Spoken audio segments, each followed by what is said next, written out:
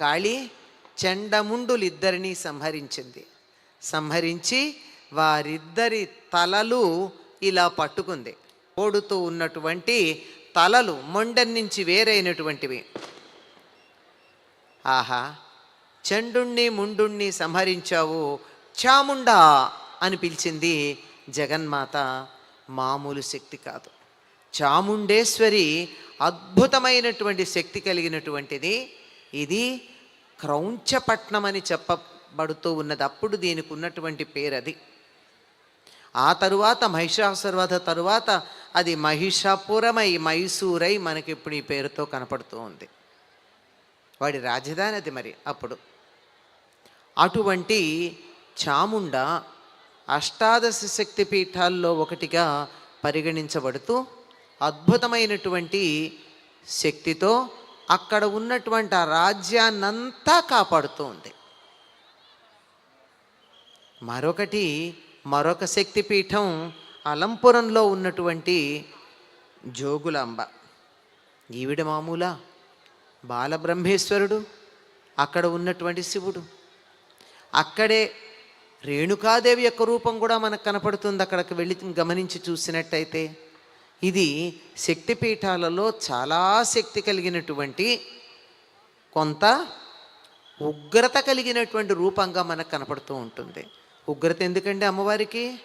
ఉండాలి. పిల్లలు భయపడితే పిల్లలకి భయం తగ్గించడానికి అమ్మ ఐ అంటుంది. అవతల వచ్చినటువంటి పిల్లినో కుక్కనో లేదా భయపెట్టడానికి వచ్చిన మరొకళ్ళనో ఆ మాట అలా అనంగానే ఆ జగన్మాత, ఆ పిల్లలు, తల్లి ఆ మాట అనంగానే పిల్లలు సంతోషించినట్టే అందరూ కూడా, భక్తులందరికీ కూడా భయం లేకుండా జగన్మాత చక్కని ఆ భయాన్ని ఇవ్వడానికి సంకేతంగా ఉగ్ర రూపాన్ని ధరించి ఉంటుంది. ఒక్కొక్క రూపం చూడండి ఎంత అద్భుతంగా కనపడుతున్నాయో. ఎన్నెన్ని చేతులు, ఎన్నెన్ని రూపాలు. ఒక్కొక్క రూపంతో అనంతమైనటువంటి హస్తాలతో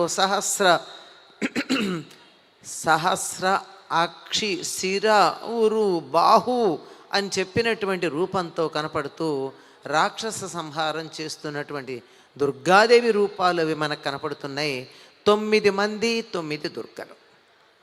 దుర్గకి తప్పనిసరిగా అది లక్ష్మీదేవి రూపంలో ఉన్న, సరస్వతీదేవి రూపంలో ఉన్న, దుర్గా రూపంలో ఉన్న ప్రీతిపాత్రమైనటువంటి అంశం ఏమిటంటే కుంకుమార్చన.